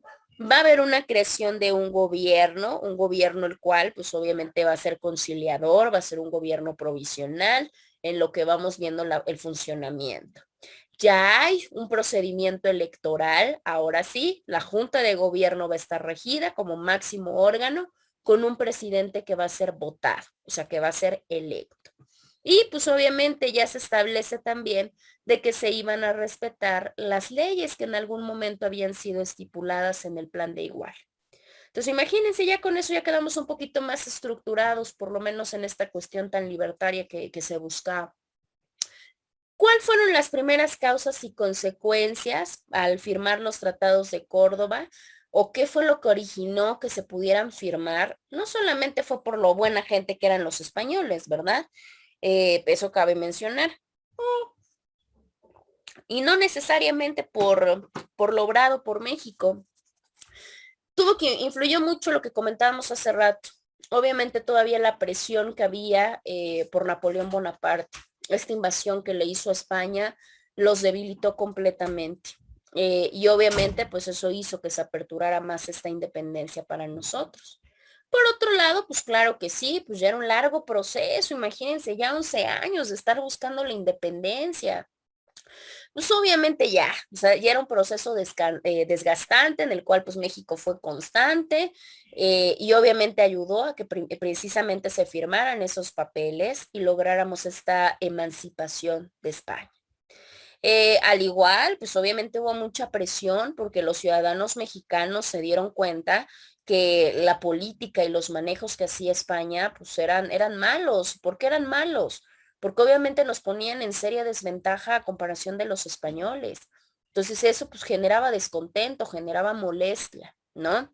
Y bueno, pues obviamente también que ya existiera un documento previo, que era precisamente el Plan de Iguala. O sea, nada más era como una afirmación, ¿no? Para darle un doble sustento, pero en sí el punto de partida ya lo teníamos. Y las consecuencias, digo, pues qué más consecuencia que ya hacer un reconocimiento de nuestro país como independiente, ¿no? Eso era lo más importante. Otra de las consecuencias, ya se crearon partidos políticos, que bueno, ahorita si lo vemos no sabemos qué tan bueno, qué tan malo haya sido. Pero por lo menos para diversificar en ese momento, pues la creación de partidos políticos era buena. Igual ya se hacían asentamientos de igualdad, asentamientos de bases religiosas y bueno, lo más importante también, ya se redactó, ya se había redactado el acta de independencia. O sea, ya quedaba al 100% estipulado cómo quedaban todas las condiciones de independencia. Bueno, ahora pues ya nos quedamos en el 21 y después del 21, ¿qué pasó? Porque no saltamos del 21 al 17, ¿verdad? En ese inter pasaron varias pugnas, porque les decía que ahora el problema ya era interno, el problema ya era entre los federalistas y los centralistas. Y obviamente estos dos grupos pues querían generar sus constituciones y que fueran las constituciones que reinaran en el país. Pero previo a eso, podemos comentar primero qué es el federalismo y qué es el centralismo. El federalismo tiene que ver mucho con esta parte libertaria en el cual cada uno de los estados tuviera su propia soberanía, ¿sí? ¿Qué quiere decir? Que de cierta manera esta autonomía les permite tomar decisiones a los estados políticas y administrativas. El centralismo no. El centralismo también es un sistema político, pero ahí las decisiones, todas las decisiones y todo el poder solamente tiene que ver con el gobierno central, ¿no? Entonces, si se dan cuenta, pues es completamente opuesto, ¿no? Mientras unos dicen, a ver, pues cada estado que vea su parte, ¿no? Hay otros que dicen, no, todo el poder se centra aquí, se radica aquí y se radica en esta autoridad, ¿no? Entonces, obviamente ahí pues se tiene un problema, porque para empezar en uno hablamos de que hay una separación de territorios y en la otra no. No vamos a ver el video. En el caso del federalismo, el federalismo conserva su soberanía y tiene la capacidad de poder delegar cierta autonomía y no pasa absolutamente nada, ¿no? En este caso, estas entidades territoriales, nosotros las conocemos como estados. En algunos lugares y anteriormente se conocían como provincias, ¿no? Y cada provincia podía tener sus leyes, sus autoridades y demás. En el caso del centralismo, no. El centralismo solamente dice que hay un solo órgano central y que hay un solo estado, ¿sí? Y obviamente, pues él es el único que tiene las facultades para poder ejercer los derechos, ¿no? Y bueno, ellos lo buscaban por cuestión de practicidad, pero por cuestión también de no querer compartir el poder. En ese momento de los centralistas, pues vemos a figuras como Nicolás Bravo, como Lucas Alamán, como Bustamante. Ellos fueron los primeros centralistas, sobre todo de los centralistas más importantes. Es más, vamos a comentarlo de otra manera. Eh, Sucedió algo interesante porque Nicolás Bravo, recordemos, era el primer vicepresidente de México. ¿sí? Obviamente, ¿por qué vicepresidente? Porque quedó en segundo lugar en las votaciones. Y obviamente en ese momento Guadalupe Victoria era el presidente. ¿Cuál era el problema entre ellos dos? Que Guadalupe Victoria como presidente era federalista, mientras que el vicepresidente, que era Nicolás Bravo, era centralista. Entonces imagínense el conflicto, sobre todo en grados o sobre todo en grupos tan, pues tan marcados, pues obviamente había una gran parte de diferenciaciones, ¿no? Porque obviamente algunos, mientras el presidente tenía unas ideologías muy marcadas, digo, no nos vamos a alejar de que sean buenas o malas, ¿no? Pero muy marcadas, pues su figura más cercana o la figura que tenía de apoyo, pues era completamente opuesto a sus ideas, ¿no? Entonces, esto pues ocasionó pues, problemas y conflictos. En el caso del gobierno de carácter centralista, ahí no se les reconocía a los estados. De hecho, los estados pasaron a ser departamentos. Y el presidente, pues obviamente determinaba quiénes iban a ser los gobernadores, pero era como una cuestión ornamentista, porque realmente los gobernadores seguían y hacían lo que les mandaba el gobierno central. Mientras que los federalistas no, los federalistas ya tenían esta funcionalidad de dividir el gobierno para empezar en tres, en los que conocemos en la actualidad, un ejecutivo, un legislativo y un judicial. Y los centralistas no solamente se conformaron con esto, los centralistas tomaron todavía una, ¿cómo lo podremos decir? Tomaron un poder externo o todavía un poder más grande. En este caso, pues fue el cuarto poder. Y esto, pues obviamente se buscó un problema porque decimos, bueno, ¿para qué tener cuatro si con tres se supone que pues ya bastaba? ¿No? Y podríamos decir, bueno, pero ¿por qué con tres ya bastaba? Porque ya no había la necesidad de mandatar a algún otro poder externo, porque eso simbolizaba lo que hasta la fecha simboliza, ¿no? En este caso, pues un gasto. Y el gasto, pues obviamente no nos aseveraba ni nos aseguraba que obviamente las relaciones pudieran funcionar de una mejor manera. Entonces, este poder fue el supremo poder conservador. Ahorita platicamos un poquito de qué es. El supremo poder conservador, básicamente su función más importante era ser el supervisor de los otros tres poderes. ¿Para qué? Pues obviamente para que no se excediera ninguno y también para que si algún miembro tenía algún tipo de incapacidad, pues este poder lo denotaba. Ahora, ¿dónde viene el problema? El problema no es tener un poder que cuide a los otros tres poderes o que los controle. El problema es que este grupo, que este supremo poder conservador que proponían los centralistas, estaba compuesto por lo más alto del clero, de militares, de comerciantes, etcétera. O sea, por lo más poderoso del país. Entonces, ¿qué quiere decir? Pues que al final de cuentas, ellos no estaban ahí por una cuestión de buscar que los otros tres no se excedieran en sus funciones, sino porque de alguna manera pudieran conservar sus privilegios, su economía, su poder adquisitivo. Entonces, estamos hablando del mismo conflicto de interés. Los federalistas no, los federalistas pues obviamente tenían una mente más liberal, tenían una cuestión como más inclusiva, porque ahí no eran las altas esferas, sino que ellos estaban más conformados por las clases medias, por comerciantes, por profesionistas, por intelectuales, ¿por qué no? Por burócratas, pero que obviamente no tenían tanto conflicto de interés. Ya en el 24, pues obviamente los diputados del Congreso, cabe mencionar que ya eran, en número, ya eran la mayoría federalistas. Entonces, ¿qué es lo que pasa? Pues en ese caso, cuando firman el acta de los Estados Unidos mexicanos y se da la primera constitución oficial del país, que tenía obviamente influencias de la Constitución de Cádiz y de otras, pero en ese momento su corte era más que, pues más federalista porque la mayoría era federalista. Bueno, ahora, en el caso del 24, entonces con este triunfo de los federalistas, la constitución del 24 es claramente con influencias de este carácter. Por ello, se denomina que la república, bueno, que México iba a ser una república federal, representativa y que iba a estar conformada por 19 estados, 4 territorios y un distrito federal. O sea, se conserva la parte de que cada territorio tenía su delimitación especial. Al igual nos habla de la división de poderes entre los que ya conocemos con sus diferentes características. Ahora, dice que el gobierno federal iba a ser defendido por un determinado grupo de personas que iban a pagar los estados. ¿Y cómo iban a pagarlo los estados? Bueno, pues con lo que recopilaran de impuestos, al igual que los impuestos que se cobraban de las aduanas. Esto iba a ayudar a pagar ese contingente.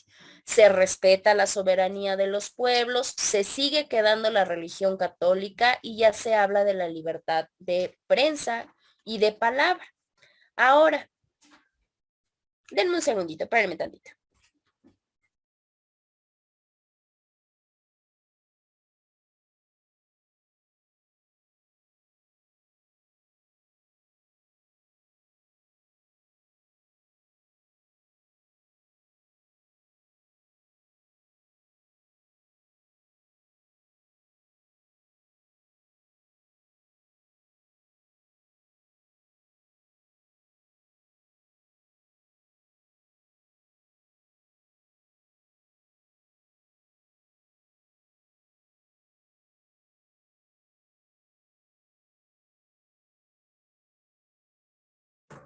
Ya, disculpen.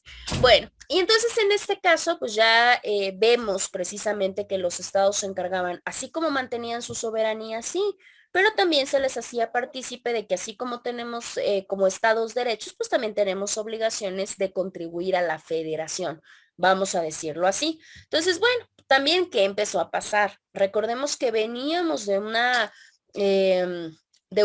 guerra de independencia, que veníamos de un movimiento armado muy desgastante, muy largo, muy fuerte. ¿Y qué es lo que ahora pasaba en el país? Pues ya no había recursos, estaba la falta de recursos. Y si a eso le argumentamos que cada grupo empezaba a buscar sus propios intereses, eso puso a nuestro país en una seria crisis política. Porque siempre nos quedamos en la parte de, ay, la independencia de México, qué bueno, qué bonito, qué padre. No, pero ¿qué es lo que pasó después? Ahora que ya se tenía todo lo que se había buscado, pues ¿qué pasó? Que ahora no se sabía ni qué hacer, ni cómo hacerlo y sobre todo con qué hacerlo, porque de buenas voluntades y de sueños libertadores, pues no se iba a vivir, ¿verdad? Entonces aquí empezaba este problema. Estas dos dualidades entre el recurso o los recursos y entre la parte de los intereses que ahora cada grupo de mexicanos buscaba. Ya con eso, pues obviamente nos quedamos con esa parte del 24. En el 33, pues obviamente teníamos ya un presidente y un vicepresidente. Santa Anna era el presidente y el vicepresidente era Gómez Farías. Ellos que habían sido elegidos, pues resulta que Santana pide un permiso, ¿no? Le dice al Congreso que tiene que irse de la presidencia.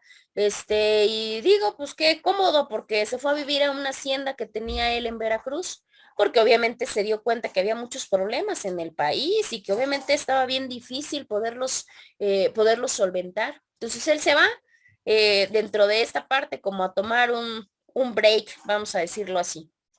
Y bueno, pues en ese caso, ¿qué empieza a pasar? Pues no falta, ¿verdad? No falta lo que quien busca otras modificaciones y se empiezan a hacer a esos documentos reformas liberales.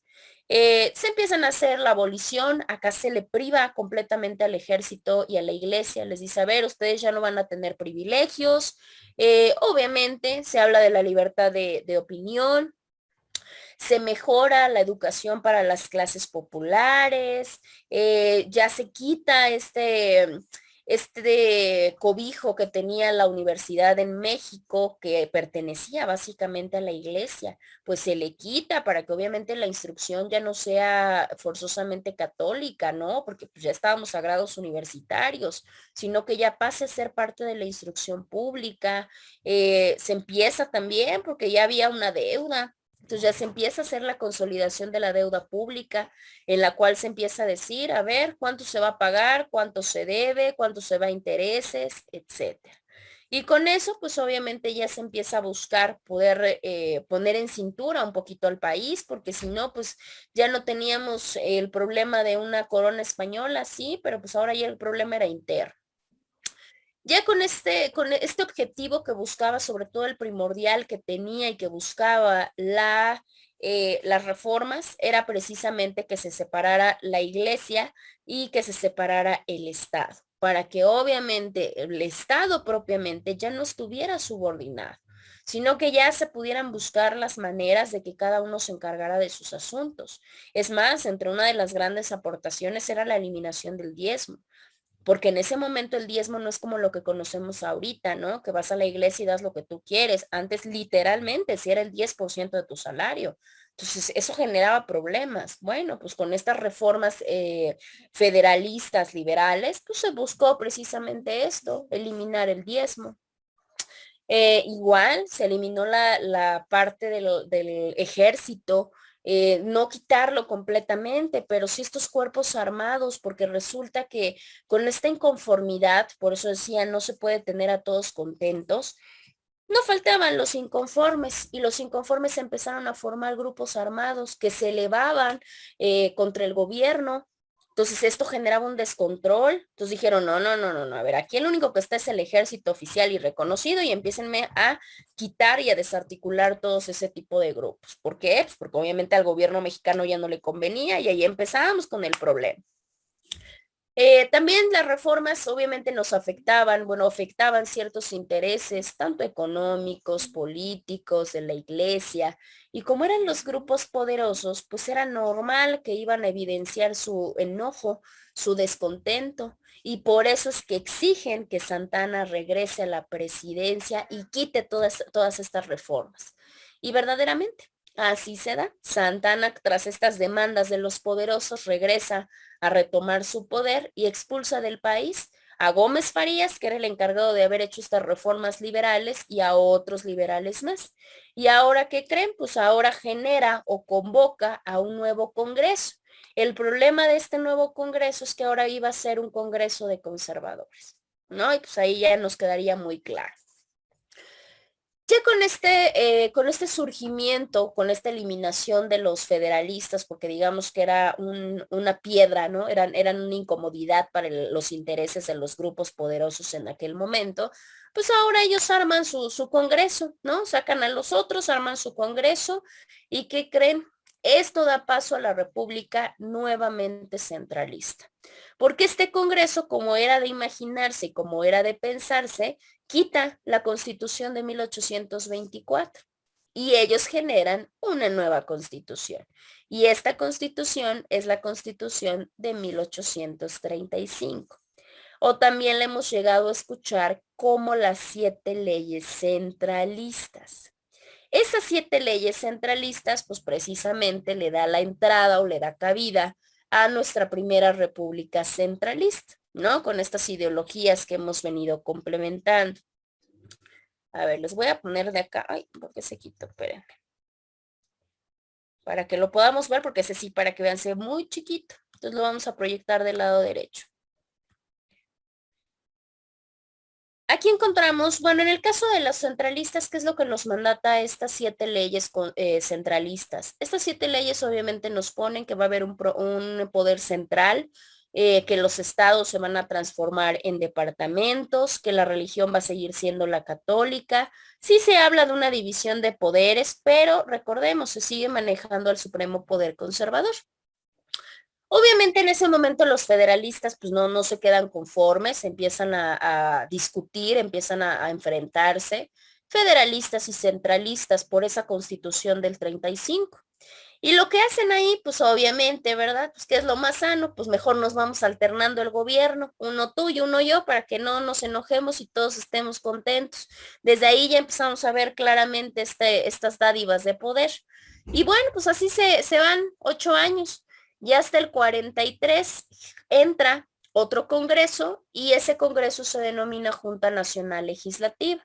Esa junta emerge o saca un documento que son las bases orgánicas. Y en las bases orgánicas, pues digamos que ganan otra vez los centralistas porque ya se vuelve la segunda república centralista.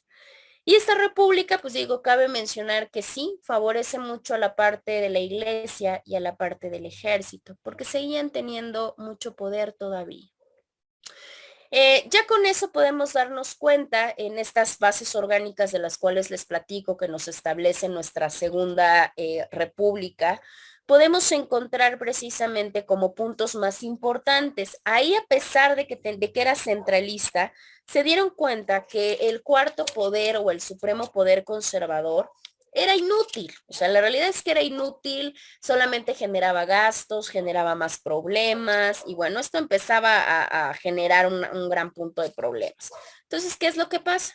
Pues en ese caso se anula el supremo poder conservador, se le dan mayores poderes al Estado. Aquí radica un problema, porque uno de los poderes a los cuales se le da mucho poder precisamente es al Ejecutivo. Y sabemos que cualquier persona, cualquier grupo, cualquier sujeto que se le dé poder en exceso, todo en exceso es malo. Entonces, al darle todo este poder o todos estos poderes al Ejecutivo, el Ejecutivo prácticamente se volvió un dictador. Y esto, pues tarde que temprano, pues generó problemas. Ya el poder legislativo, acá ya hablamos de una cuestión bicameral, ya hay una Cámara de Diputados, una Cámara de Senadores y obviamente ya podían tener esta participación. Y también ya se habla que un poder judicial iba a ser o iba a estar en manos tanto de la Suprema Corte de Justicia como de los tribunales. Entonces ya con eso pues nos damos cuenta cómo precisamente cambian los tiempos, vamos a decirlo así, y ya, pues obviamente esas bases del 45 privilegiaron, fueron haciendo un cambio de poderes entre algunos otros documentos, ya no constituciones como tal, porque ya de ahí dejamos todo hasta un sistema federalista, porque el sistema federalista que fue hasta el 35 surgió precisamente entre una diferenciación de centralidad y ahorita se los voy a mostrar. Déjenme ver porque no, si es la misma presentación. Ahí está. Ahí está. Entonces eso nos deja ver que del 24 al 35 fue federal, porque la realidad es que era federalista, la constitución fue federalista. Se buscaba que los estados tuvieran su propia independencia. Le voy pasando porque esto, bueno, no tendría mucho sentido verlo. En la cuestión del sistema central, el sistema central fue del 35 al 46, porque acá ya había como otro conflicto de intereses. Claramente hubo también buenas cosas, no todo fue malo. Entre ellos hubo muchos avances, sobre todo en el movimiento codificador, o sea, en la elaboración de códigos, el civil, el criminal, el comercial, etcétera. O sea, ese sistema central nos arrojó mucha codificación. Ya se hicieron, obviamente, comisiones para que pudieran formular nuestros códigos, ¿no? Hora del 46 al 53, recuerden que fueron intercalando federal, central, federal, central. Bueno, pues del 46 al 53 otra vez regresó a ser federal. En este caso, separan las bases orgánicas que les comentaba hace un momento.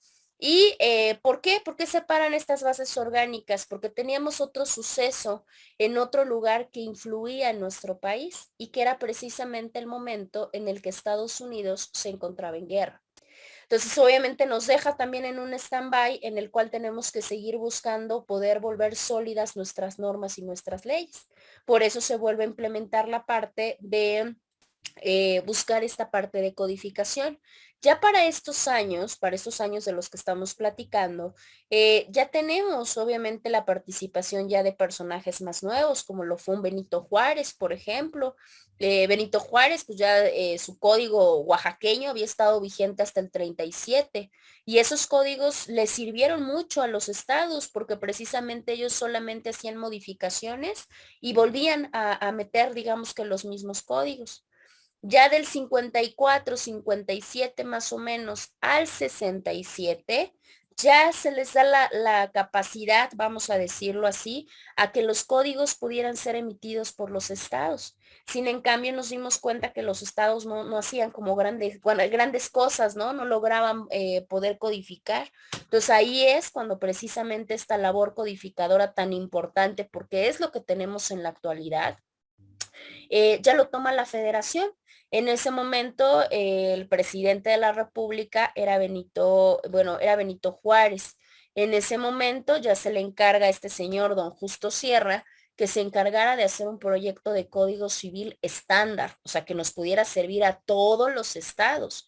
Y este señor, no crean que lo hizo en un año, lo trabajó en muchísimo tiempo para poder ir buscando. Y a esa continuidad de labor, otros personajes fueron buscándolo, hasta que llegamos entre el 70 y el 84 ya con los códigos civiles como los tenemos en la actualidad. Cabe mencionar que el código que fue la imagen para toda la nación fue el código de Veracruz, ni siquiera fue un código federal o un código de otros estados. Fue precisamente el código de Veracruz el que le dio la luz a todos los demás estados y a todos, obviamente, al país. El más importante de ellos es precisamente el del 28.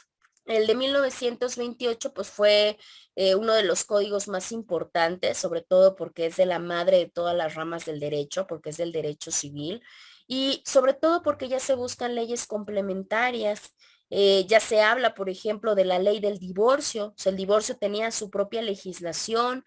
Ya se habla de una ley de relaciones familiares, ¿no? O sea, no se hablaba de los libros en un código, sino de diferentes leyes que auxiliaban precisamente a este tipo de, digamos que de documento, por mencionarlo así. Ya con eso nosotros, obviamente con la parte del movimiento codificador y de ver cómo se fueron intercalando todas y cada una de ellas, pues imagínense si llegamos prácticamente hasta el año 28. O sea, hasta 1928 llegamos, sabemos que en el inter de esa constitución de las bases orgánicas, pues tuvimos la constitución de 1917, que obviamente pues se ha visualizado tanto en derecho constitucional como en derecho administrativo y en todas las ramas que obviamente derecho pues tienen cada una de sus rutas curriculares. Ya con ese código de 1928, pues nosotros hacemos ya todo este recorrido desde una parte mundial, como lo pudo haber sido el salvajismo, y cómo fue evolucionando a nivel internacional para posteriormente irnos a un nivel nacional. Desde una constitución de Cádiz hasta una constitución de 1917. Ya nos dimos cuenta que pues obviamente no fue fácil, cabe mencionar, no fue sencillo, no fue poco duradero, fue una historia de muchos años, no solamente a nivel internacional, sino a nivel nacional para precisamente llegar a tener lo que actualmente tenemos, tanto en Constitución como en todas las demás leyes que en la actualidad pues nos encargamos de usar, y no solamente de usar, sino de estudiarlas materia por materia, que es lo que precisamente ustedes hacen para probablemente después pues ponerlos en práctica. Entonces ya vimos, imagínense todo lo complicado y todo lo que trae consigo el poder aperturar una constitución el día de hoy de una manera tan sencilla, pero ver que todo eso costó sudor, lágrimas, sangre, muerte y muchas otras cosas. Entonces, es muy importante, digo, solamente es muy poquito. Si nosotros quisiéramos ahondar en cada uno de estos documentos, no, no nos alcanzarían 7 semanas para poder ir viendo por lo menos uno a profundidad. Entonces, por lo menos poquito, pero bueno, ya vamos viendo la parte de nuestra trayectoria. Con esa parte del código de 1900, en este caso el código de 1928, nosotros damos por terminado nuestro curso o nuestro bloque de Historia Universal y del Derecho Mexicano. Ya nada más nos quedamos entonces la siguiente semana, la primera hora, su examen. Y déjenme checar, yo les aviso, Pati, no seas malita, creo que tengo tu número, si no, si me puedes mandar tu número, si es que no lo tengo, para avisarles de que me sea posible, o sea, que quiero yo creer que sí, poderles dar calificación ese mismo día, para que obviamente hagamos si hay alguna duda, alguna pregunta, alguna aclaración, y ese mismo día yo les puedo estar cargando a sistemas, pero yo les avisaría en este caso con su compañera Patti. Yo me atrevo a decir que el mismo... No, yo creo que el viernes ya más tardar yo les estaría avisando si se los entrego en la segunda hora o en su defecto. Si no me da tiempo, si me hace favor Patti, yo se las estaría mandando por la tarde y cualquier duda o aclaración ya me lo harían saber. Si yo no tengo aclaraciones en que es 2, 3 días, pues obviamente ya las cargaría en automático. Bueno, ¿hasta acá tienen alguna duda o pregunta? ¿Mande, Pati? Ya le mandé un mensaje para corroborar el número. El número. Perfecto, Pati. Entonces Sí. ahorita lo checo y lo registro para que cualquier cosa, pues ahora sí que podamos estar en contacto. Ahora, ¿qué es lo que va a venir en su examen? Lo que viene en su examen es la parte de la historia del derecho universal y mexicano, que fue donde vimos la parte de las familias, la parte de la evolución. Familias obviamente no nos vamos a meter como a tanta peculiaridad, solamente las generalidades que vimos al principio antes de ir estudiando todas y cada una de manera particular. Entonces nada más sería esa parte, la evolución del hombre, que fue donde vimos salvajismo, barbarie, etcétera. Instituciones jurídicas, que fue donde vimos la parte civil, ¿no? Que hablamos un poquito acerca del divorcio, matrimonio, etcétera. La parte penal, que vimos también muy poco. La historia del derecho mexicano, que fue donde platicamos acerca precisamente de toda la parte prehispánica, en este caso aztecas, olmecas, mayas, ¿qué otro vimos? Derecho castellano, derecho foral, hasta ahí. Y lo que acabamos de ver el día de hoy. En este caso de constitucionalismo, nada más lo más importante de las constituciones. En este caso, Cádiz, Apatzingán, Tratados de Córdoba y la del 24. Hasta ahí nosotros abarcamos para la parte del examen, ¿sí? Está sencillo, de hecho, si mal no recuerdo, creo que son 15 preguntas. Saben que son opción múltiple, entonces va a estar muy sencillo. Van a tener 45 minutos para que lo puedan resolver. Mm, ya les había comentado, siempre desde un principio les comento los porcentajes. Es el 30% de su plataforma, el 20% de su participación y el 50% de su examen. Obviamente digo, sí les voy a aclarar para que no tengamos ningún problema. Creo que la única que se me va con participación completa es Patti. Ella sería la única. Entonces, para que le echen muchas ganas a su examen, y bueno, pues en el caso de la tarea, van a tener una última tarea, ya con esa cerraríamos para que sea la totalidad, creo que de 6 actividades. Esa tarea nada más va a ser un ensayo de una página en cuanto a la parte de la conclusión de su curso, ¿sí? Pueden poner lo que les resultó más importante, lo que les llamó la atención, el por qué creen que es importante la historia del derecho en su carrera, en su vida. Vaya, eso ya es decisión de ustedes. Es un ensayo solamente de una página. La fecha de entrega sí les voy a pedir que sea muy puntual, el sábado a las 8 de la mañana. ¿Para qué? Pues obviamente para que a mí me den tiempo de darle lectura, de calificárselos y de capturar. Yo ahorita que terminemos les aperturo el espacio, ¿sí? ¿Tienen alguna duda o pregunta? No, Miss, ninguna, gracias. Perfecto. Bueno, pues entonces en dado caso de que ya no nos escuchemos la siguiente clase y que nada más les transmita sus calificaciones con su compañera Patti, pues que les digo, un gustazo volver a trabajar con ustedes, bueno, con los que ya había trabajado y con los que no, pues igual un gusto conocerlos. Y bueno, pues a ver si nos volvemos a topar en alguna otra materia. Cuídense mucho, que tengan bonito fin de semana y bueno, cualquier cosa seguimos en contacto. Bonito Gracias, fin, Miss. maestra, que esté muy Buen bien. día. Gracias igualmente, cuídense mucho. Buen fin, Miss. Gracias igual, Marcelo. Ahora sí, dígame, Estedito. Sí, es que no me había yo podido conectar bien hace 2 semanas y la semana pasada me entraba, me sacaba. Entonces estoy terminando ve que dejó que era no me acuerdo qué era, pero la última tarea que era de una lectura. Ajá. Ajá, entonces estoy en entonces no sé si me diera chance de entregarle todavía esta semana el trabajo, bueno, subirlo a la plataforma. Ok, la última tarea sería la tarea que tuvieron que haber entregado el día 31. Ajá, sí, Esa así es. tarea.